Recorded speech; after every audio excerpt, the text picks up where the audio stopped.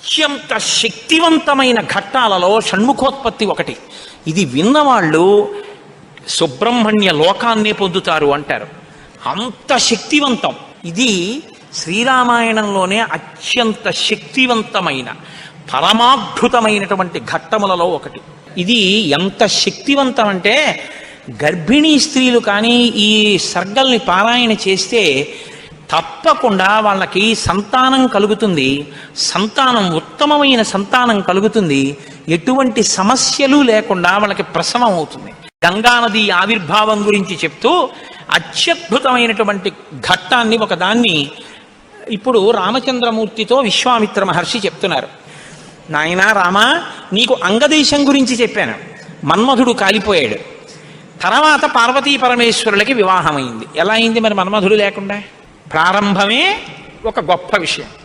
అందరి మీద బాణాలు వెయ్యాలి అంటే చేతిలో చెరుకు విల్లు 5 పుష్ప బాణాలు పట్టుకుని బాణాలు వేసేటటువంటి మన్మధుడు నేను బాణాలు వేసి అందరిలోనూ కామ ప్రచోదనం చెయ్యగలనన్న అహంకారంతో అదే పుష్ప బాణాల్ని తీసుకెళ్లి పరమశివుడి మీద కూడా వేసి ఆయన మనసు కదిపి పార్వతీదేవి యందు అనురక్తుడయ్యేటట్టు చెయ్యగలననేటటువంటి అహంకార బుద్ధితో ఒక్క బాణాన్ని తీసి ప్రయోగించడానికి సిద్ధపడేటప్పటికే బహిర్ముఖుడైనటువంటి పరమశివుడు కనుతెరిచి చూసి తన మీదే బాణ ప్రయోగానికి సిద్ధపడుతున్న మన్మధుడి మీద ఆగ్రహం చెంది 3వ కన్ను తెరిస్తే భస్మ రాశి అయి మన్మధుడు కింద పడిపోయాడు. కాబట్టి సృష్టి ఆగిపోయి ఉండాలి కదా. ఇప్పుడు మన్మధుడు లేడుగా, మరి అప్పుడు పార్వతీ కళ్యాణం ఎలా అయింది అంటే అమ్మవారు ఏం చేసిందంటే ఏ ఆయుధములను మన్మధుడు పట్టుకుంటాడో వాటిని ఆవిడ పుచ్చుకుంది. 5 పుష్ప బాణాల్ని చెరుకు విల్లు ఆవిడే పుచ్చుకుంది. కామాక్షి, కంచి కామాక్షి అదే కదండి. ఇప్పుడు ఆవిడ ఇలా పట్టుకుంటే ఇంతటి పరమశివుడు వశుడైపోయాడు. అయిపోయి తాళి కట్టాడు. సంసారంలోకి వచ్చి ఆవిడ పక్కన కూర్చున్నాడు. ఇప్పుడు ఆవిడ శివకామ సుందరి. ఆమె అంత సౌందర్యంతో ఎవరి కోసం కూర్చుంది? మనకి తండ్రిని తెచ్చి కూర్చోబెట్టడానికి. ఆవిడ శివుడికి సౌందర్యం, బాహ్య సౌందర్యం, శివకామ సుందరి. నీకు నాకో అఖిలాండేశ్వరి, జగజ్జనని. ఈ లోకానికంతటికీ తల్లిదండ్రులైన పార్వతీ పరమేశ్వరుల్లో అమ్మ సౌందర్యం పరమశివుడి కొరకు, అమ్మ యొక్క అంత సౌందర్యం అమ్మతనం మన కొరకు. మనకి జగదంబ, జగజ్జనని, ఆయనకి భార్య. కాబట్టి ఇప్పుడు ఆవిడ తన ప్రజ్ఞతో పెళ్లి చేసుకుంది. మన్మధుడి గొప్పతనంతో పెళ్లి చేసుకోలేదు. మన్మధుడికి ఏం చేసింది? శివుణ్ణి తెచ్చి తన భర్తగా కూర్చోబెట్టుకుని, పిచ్చాడా ఇంకెప్పుడు ఆయన మీద ఏకు బాణాలు, ఇవో మిగిలిన వాళ్ళ మీద అంటావా వేయి అని పట్టుకెళ్ళి మళ్ళీ ఆయన చేతిలో పెట్టింది. ఇప్పుడు ఆయన ఏం చేశాడు? శరీరం లేదు కానీ మునులను కూడా మోహపెడుతున్నాడు. ఎందుకు పెట్టగలుగుతున్నాడు? అమ్మ తన కడగంటి చూపుతో ఇలా చూసి వేయి బాణాలు, పర్వాలేదు, లోకం మీద వెయ్యండి అంటే అదేమిటండి మన అలా పాడు చేసేయడం ఏమిటండి మీరు అనుకోకండి. అమ్మవారు ఆ శక్తి మన్మధుడికి ఎందుకు ఇచ్చింది అంటే మనం పితృరుణం తీర్చుకోవడానికి. తండ్రి రుణం తీరాలంటే మనం సంతానాన్ని కనాలి, అందుకిచ్చింది. కాబట్టి ఇప్పుడు వివాహమైనటువంటి పార్వతీ పరమేశ్వరులు ఏకాంతంలో విహరిస్తున్నారు. వాళ్ళిద్దరూ అలా క్రీడించడం మొదలుపెట్టి 100 దివ్య సంవత్సరాలు పూర్తయిపోయాయి. వాళ్ళిద్దరూ ఏకాంతంలోంచి బయటికి రాలేదు, వాళ్ళకి బిడ్డ పుట్టలేదు. దేవతలందరూ కలుసుకున్నారు. పార్వతీ పరమేశ్వరులు ఇద్దరూ కనపట్టలేదంటే కొత్తగా పెళ్ళయింది కదా, 100 దివ్య సంవత్సరాల నుంచి విహారం చేస్తున్నారు. ఒక చిత్రమైనటువంటి ఆలోచన వచ్చింది వాళ్ళకి. ఒరే, అసలు పార్వతీదేవే శక్తి స్వరూపిణి, పరమశివుడు తేజపుంజం మహానుభావుడు. ఇప్పుడు వాళ్ళిద్దరి యొక్క శుక్రశోణితములు కలిస్తే, తేజస్సులు కలిస్తే, ఈ లోకంలోకి ఒక కొత్త ప్రాణి వస్తే అసలు అటువంటి భూతమును అంటే అటువంటి ప్రాణిని మనం చూడడం కుదురుతుందా? అది ఎంత తేజోవంతంగా ఉంటుంది? ఎవరు వహిస్తారు ఆ భూతాన్ని? ఎవరు చూడగలరు ఆ ప్రాణిని? కాబట్టి మనం పరమశివుణ్ణి వెళ్ళి అడుగుదాం, మీరు రతిక్రీడ విరమించి బిడ్డల్ని కనద్దు అని అడుగుదాం అన్నారు. అయితే మీరు నన్ను మాట అడగచ్చు, ఏమండి బుద్ధి ఉందా అసలు ఈ మాట? వాళ్ళు అన్నారనుకోండి, మీరు ఎలా చెప్పారండి అని అడుగుతారు నన్ను. అసలు దేవతలకు ఎందుకండి ఈ వ్యవహారం? వాళ్ళు అలా ఎందుకు అనాలి? అలా అంటే మాత్రం దాన్ని మేము ఎలా అంగీకరించగలం ఈ విషయాన్ని? మీరు కంగారు పడిపోకుండా ఉండండి, నేను తర్వాత చెప్తాను ఎందుకు వస్తుందో. కాబట్టి ఇప్పుడు వాళ్ళందరూ కలిసి ఓ సమావేశం పెట్టుకున్నారు. నిజమే అంటే నిజమే. అందరూ కలిసి కైలాసానికి వెళ్ళారు. బయట నించుని పెద్ద కేకేశారు. ఏమని? ఓ దేవదేవ మహాదేవ, లోకమునకంతటికి రక్షించవలసిన వాడా అని కేకేశారు. వీళ్ళకి ఏం ఉపద్రవం వచ్చిందో అని ఆయన బయటకు వచ్చారు. ఆయన్ని చూడగానే వీళ్ళందరూ నేల మీద పడి నమస్కారం చేశారు. మహానుభావ, నీవు పార్వతీదేవితో కలిసి ఏకాంతంలో దివ్యక్రీడను అనుభవిస్తున్నావు. మీ ఇద్దరికి బిడ్డ పుడితే దుస్సహం, మేము తట్టుకోలేం. అందుకని నీ తేజస్సుని నీ తేజస్సులోకి అణిచేసేయి, ఆమె తేజస్సుని ఆమె తేజస్సులో అణిచివేయమను. మీ ఇద్దరూ ఒకరి పట్ల ఒకరు ఇటువంటి ఆభిముఖ్యం పొందకుండా తపస్సు చేసుకుంటూ కూర్చోండి అన్నారు. ఎంత అక్కర్లేని విషయం అంటే ఇది. అంటే ఆయన అన్నాడు, తండ్రితనం అండి, తప్పకుండా నీకు అలాంటి ఇబ్బంది ఉంటుందంటే నేను ఇటువంటి భూతమును సృష్టించాను, అలాగే వెళ్ళిపోతాను. కానీ ఇప్పటికే చాలా కాలంగా పార్వతీదేవితో నేను క్రీడించి ఉన్న కారణం చేత నా రేతస్థానం నుంచి తేజస్సు కదిలిపోయింది. ఇప్పుడు కదిలిపోయిన తేజస్సు పడిపోతుంది. నేను పార్వతీదేవి యందు వదిలిపెట్టద్దని మీరు అంటున్నారు. మరి నేను నా తేజస్సుని ఎక్కడ విడిచిపెట్టను, ఎవరు భరిస్తారు చెప్పండి అన్నారు. భరించడం అనేటప్పటికీ వాళ్ళు ఎవరు గుర్తొచ్చారో తెలుసా అండి? భూమి గుర్తొచ్చింది.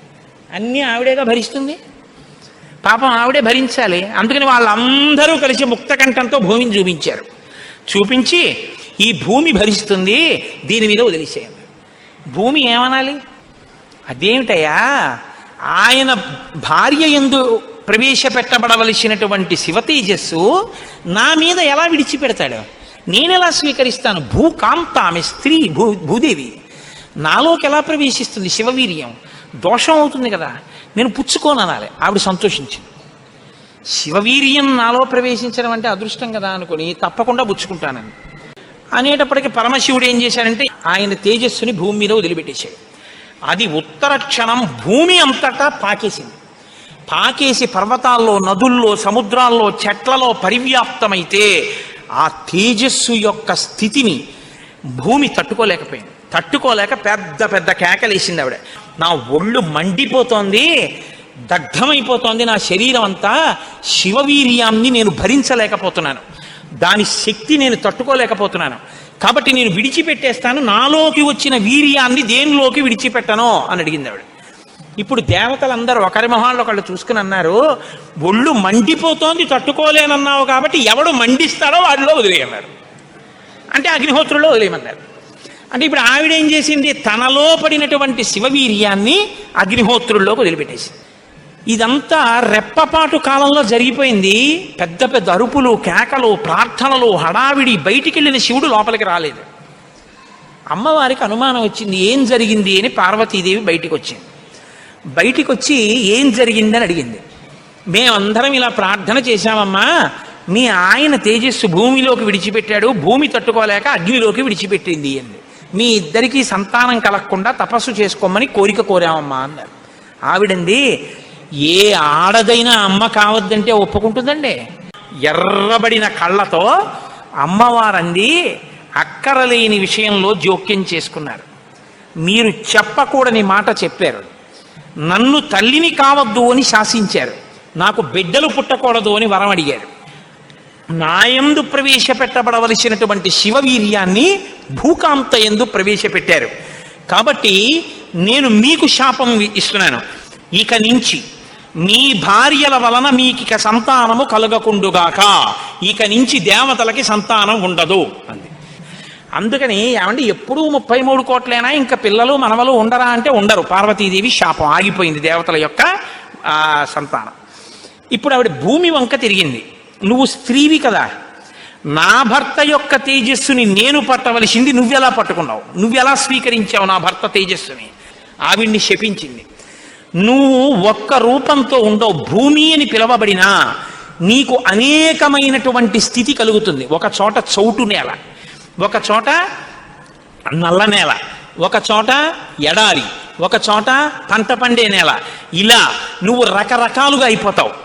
అంతేకాదు, బహుభార్య భవిష్యసి, నీకు ఒక్క భర్త ఉండడు.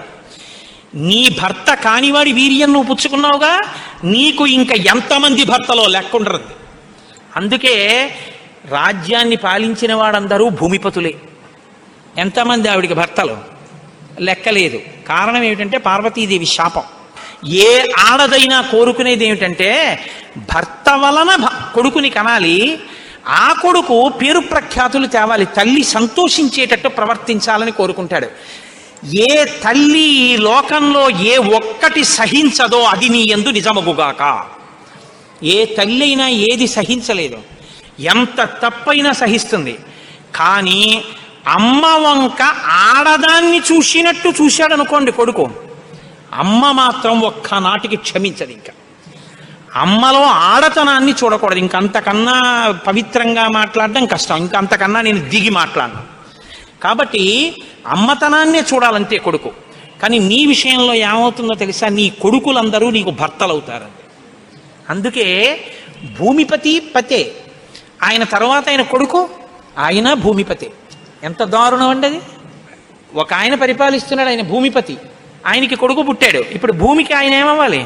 కొడుకు. ఆ భూమిపతి వెళ్ళిపోయాడు, ఇప్పుడు ఈయనేమవుతాడు? ఈయన భూమిపతే, తన కొడుకు తనకి భర్త. ఇంతకన్నా దారుణమేముంది? ఇది పార్వతీదేవి శాపం. నాకు బిడ్డలు కలగకుండా చేశారు కాబట్టి మీరు ఈ శాపం అనుభవించండి అని వాళ్ళు లోపలికి వెళ్ళిపోయారు. ఇప్పుడు వీళ్ళందరూ ఇలా వేళ్ళు విరిచారు. ఒరే, అక్కర్లేని విషయంలో జోక్యం చేసుకున్నాను రా, ఎవర్రా ఈ మాట చెప్పింది అసలు అన్నారు. వాడు ఉంటాడేమిటి ఇంక అక్కడ. ఇప్పుడు అందరూ భారంగా తలకాయలు వంచుకుని ఇళ్ళకెడితే వీళ్ళ శిఖలు ఎవరు పట్టుకుంటారు? ఒరే, ఎందుకు వెళ్ళావురా నువ్వు, నీ వల్ల నాకు ఇంకా బిడ్డలు కలగరని వాళ్ళు పట్టుకుంటారు. కాబట్టి ఇప్పుడు వాళ్ళందరూ ఇళ్ళకెళ్ళారు. హిమాలయ పర్వత ప్రాంతంలో పార్వతీ సహితుడై పరమశివుడు మాత్రం హాయిగా కూర్చుని తపస్సు చేసుకుంటున్నాడు. ఇంకా వాళ్ళిద్దరికీ బిడ్డలు పుట్టకూడదు అన్నారుగా, అందులో ఆయన వెళ్ళి తపస్సు మొదలెట్టాడు. గొడవ ఎక్కడొచ్చింది? ఇక్కడతో ఏమైపోలేదు గొడవ. తారకాసురుడని వాడు బయలుదేరాడు. వాడికి తెలిసే విషయం, ఇక పార్వతీ పరమేశ్వరులకి బిడ్డలు పుట్టరని, దేవతలకి బిడ్డలు పుట్టరని తెలుసు వాడికి. వాడు బ్రహ్మగారి గురించి తపస్సు, వాడు చాలా తెలివైనవాడు. వాడు నాకు చావుద్దన్నాడు, అది కుదరదన్నాడు ఆయన. అయితే పార్వతీ పరమేశ్వరులకు కొడుకు పుడితే వాళ్ళ చేతిలో చచ్చిపోతానన్నాడు. బ్రహ్మగారు ఏమంటారు? తథాస్తు అన్నారు. ఇంకా వాళ్ళకి పుట్టరు, నేను చావను, అది వాడి ధైర్యం. ఇప్పుడు వాడు ఎవరిని కొట్టడం మొదలెట్టాడు? దేవతల్ని. ఇప్పుడు వాళ్ళేం చెయ్యాలి? ఇప్పుడు వీళ్ళందరూ ఎక్కడికి వెళ్ళి అడిగారు, మీకు బిడ్డలు కలగకూడదు, మీ ఇద్దరు తపస్సు చేసుకోండి అని. వీళ్ళే అడిగారు పార్వతీ పరమేశ్వరుని. వాళ్ళిద్దరూ తపస్సుకి వెళ్ళిపోయారు. ఇప్పుడు వెళ్ళి మీ ఇద్దరు బిడ్డలు కనండి అన్నారు అనుకోండి, ఇంకేమైనా ఉందా? వద్దన్నావు, అన్ని శాపాలు ఇచ్చేసింది ఆవిడ.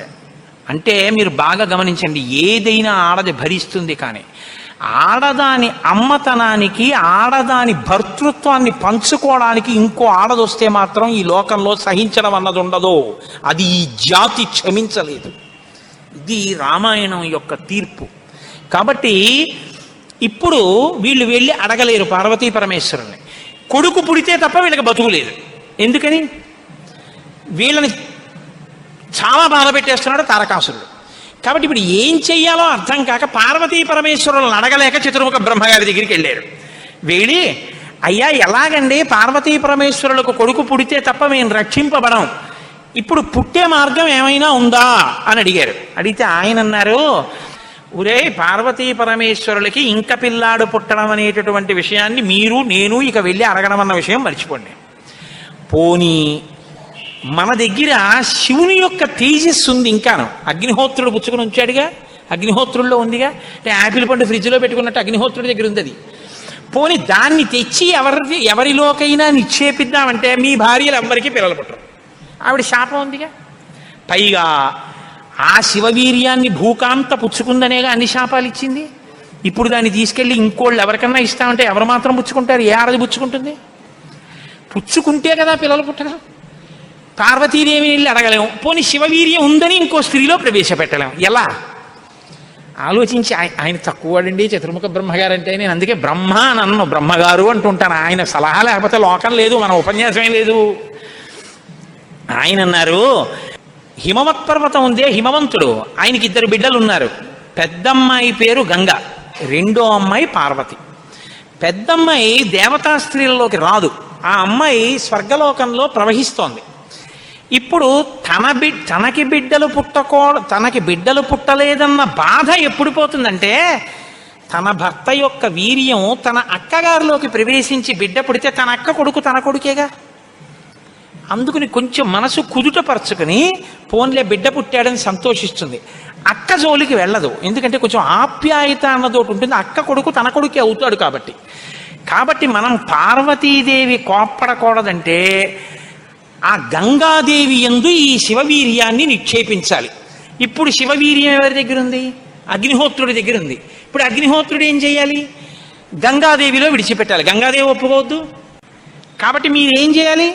మీరేగా వెళ్ళి ప్రార్థన చేశారు, మీరే వెళ్ళి అగ్నిహోత్రుడిని గంగని ప్రార్థన చేయండి అన్నారు. ఇప్పుడు గంగాదేవి దగ్గరికి వెళ్ళి అమ్మ ఏమనుకోవద్దు, శివవీర్యం అగ్నిహోత్రుడి దగ్గర ఉంది, నువ్వు అది బుచ్చుకో అంటే చీ నోర్ముయ్యి అంటే. అందుకని ఈ మాట ఎవరు చెప్పాలో ఒక్క పురుషుడు చెప్పాలి. పురుషులందరూ వెళ్ళి చెప్తే అసహ్యంగా ఉంటుంది.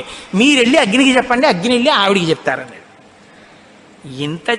ఎందుకంటే ఇంత ఇబ్బంది అంటే ఇది గట్టిగా చెప్పుకునేది కాదు, ప్రయత్నం చేస్తున్నారు. పార్వతీ పరమేశ్వరులకి పుత్రుడు కలిగేటట్టని తెలిస్తే చంపేతలు పారేస్తాడు ఆయన తారకాసురుడు. అందుకని ఎవరికీ తెలియకుండా జరగాలి ఈ పని అంతాను. ఇప్పుడు వీళ్ళందరూ కలిసి అగ్నిహోత్రుడి దగ్గరికి వెళ్ళారు. అయ్యా ఎంత గొప్ప సలహా చెప్పావు, ఏదో ఒక కారు చీకటిలో కాంతిరేఖ, కఠినమైన సాక్ష్యానికి సూక్ష్మమైన రంధ్రం దొరికాయి, ఇక మేము అల్లుకుంటాం కథ అన్నారు. బ్రహ్మగారికి పూజ చేసి నమస్కారం చేసి బయలుదేరి అగ్నిహోత్రుడి దగ్గరికి వెళ్ళారు. వెళ్ళి ఆయనతో అన్నారు, ఇప్పుడు మాట్లాడడం కొంచెం జాగ్రత్తగా మాట్లాడడం మొదలెట్టారు. ఇది దేవకార్యం, ఏదో మేము సరదాగా నువ్వు పట్టుకెళ్ళి అక్కడ విడిచిపెట్టు ఇలాంటి మాటలు చెప్పడానికి రాలేదు. నీకు పిల్లలు పుడితే నాకెందుకు, పుట్టకపోతే నాకెందుకు, ఇలాంటి వాటిల్లో ఇక మేము జోక్యం చేసుకోం, బుద్ధి వచ్చింది మాకు. కాకపోతే ఇది దేవకార్యం. ఇప్పుడు ఈ పిల్లాడు పుట్టకపోతే వీపులు పగిలిపోతున్నాయి తారకాసురుడి వల్ల, అందుకుని పుట్టాలి పిల్లాడు.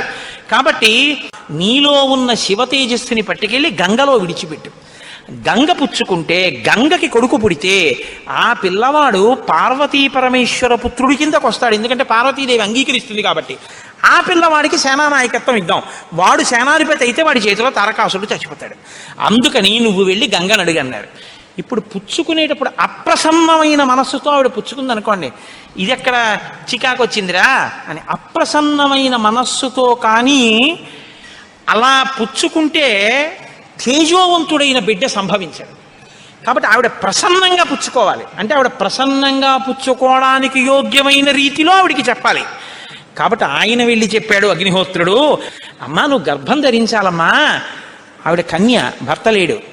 దేవతానాం ఇదం ప్రియం, అమ్మ దేవకార్యం ఇది, అందుకుని నిన్ను అడుగుతున్నాను తప్ప ఇంకో మాట అనుకో కుష్మా తల్లి.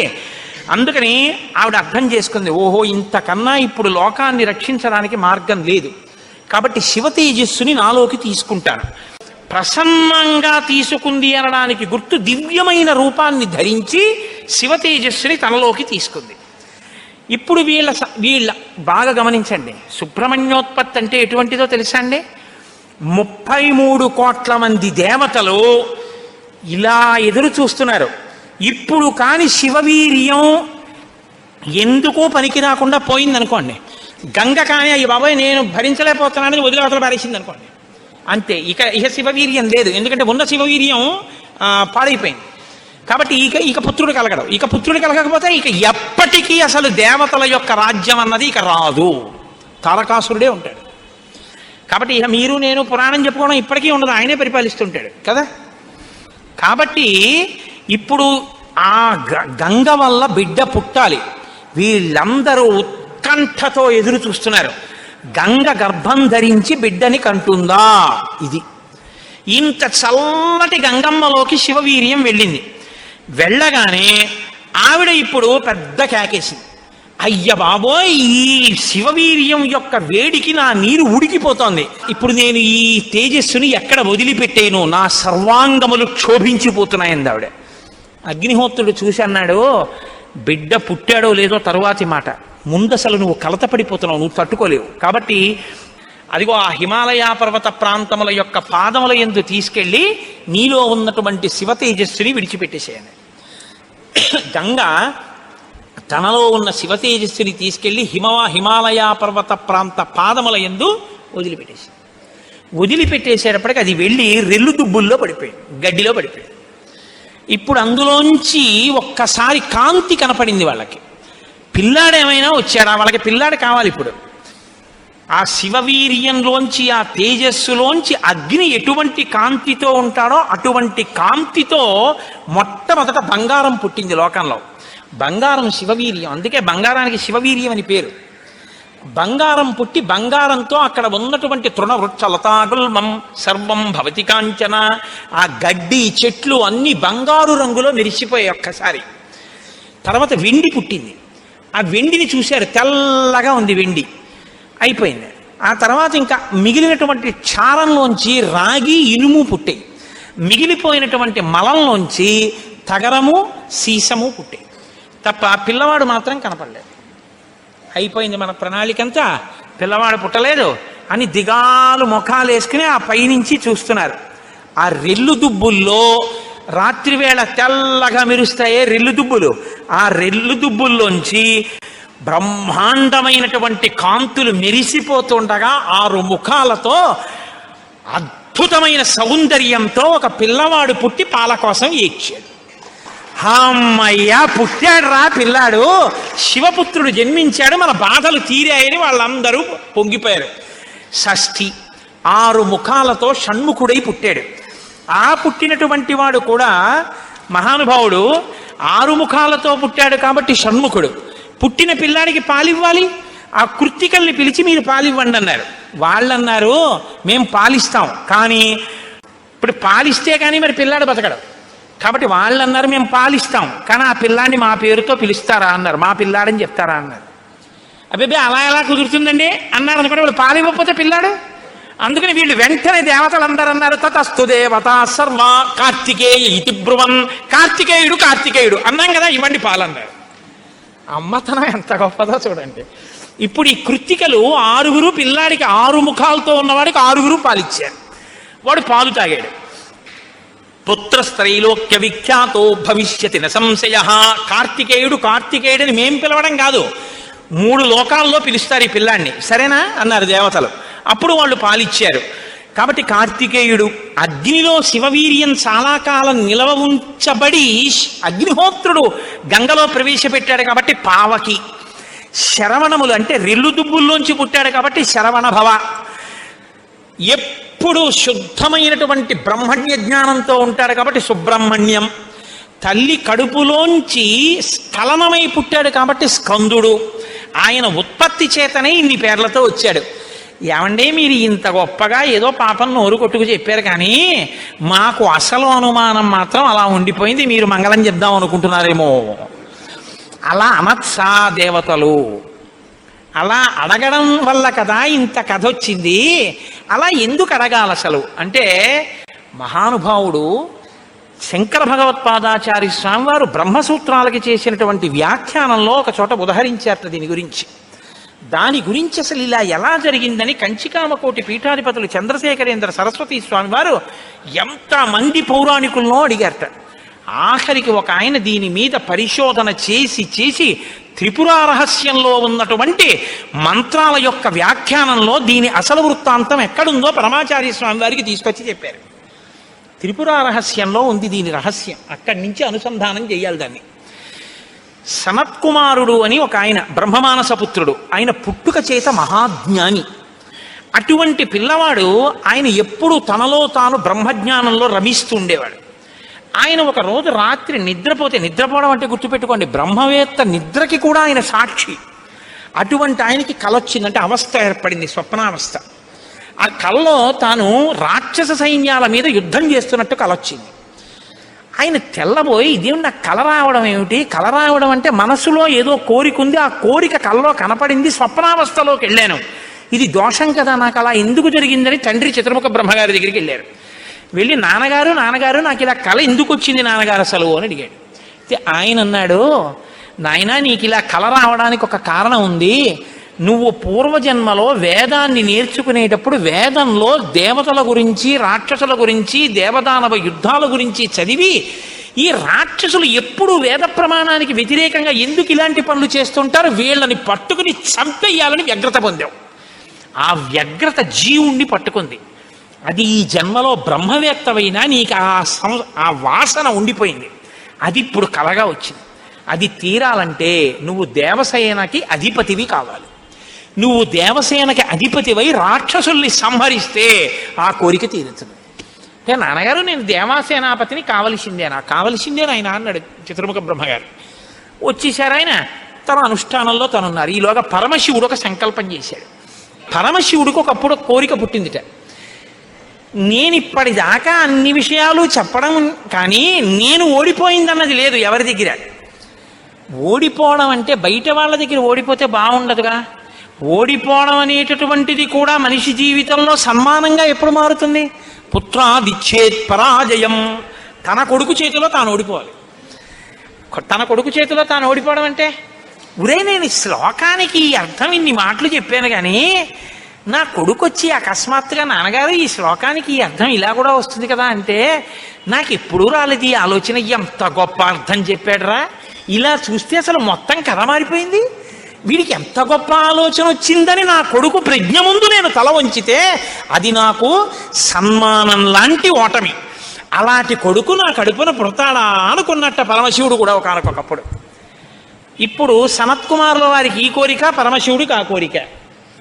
ఒకనకొకప్పుడు పరమశివుడు పార్వతీదేవి అసుర సంధ్య వేళలో ఈ భూమండలం అంతటా కూడా విహారం చేస్తారు. శ్రీశైల పర్వతం మీద దిగుతారు. భాగవతంలో చతుర్థ స్కందం అనుకుంటే అందులో చెప్తారు దీని గురించి. వాళ్ళిద్దరూ విహారం చేస్తుంటే సనత్కుమారుడు కనబడ్డారు. కనబడితే వాళ్ళకి ముచ్చటేసింది.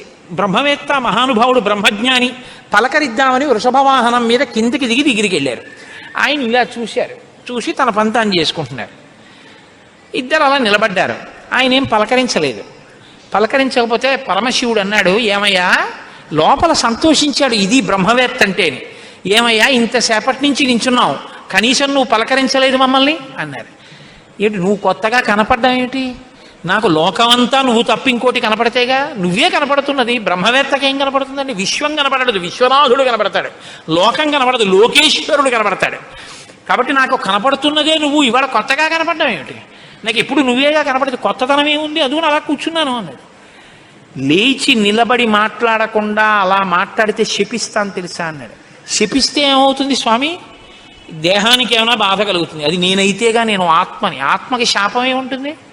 ఆత్మయే నేను, నేనే నువ్వు, ఉన్నది ఒక్కటే, దానికి శాపం లేదు స్వామి, అందులో నా భయం లేదన్నారు. ఓహో ఏమి ద్వంద్వాతీతుడు రా మహానుభావ, ఇది బ్రహ్మజ్ఞానం అంటే.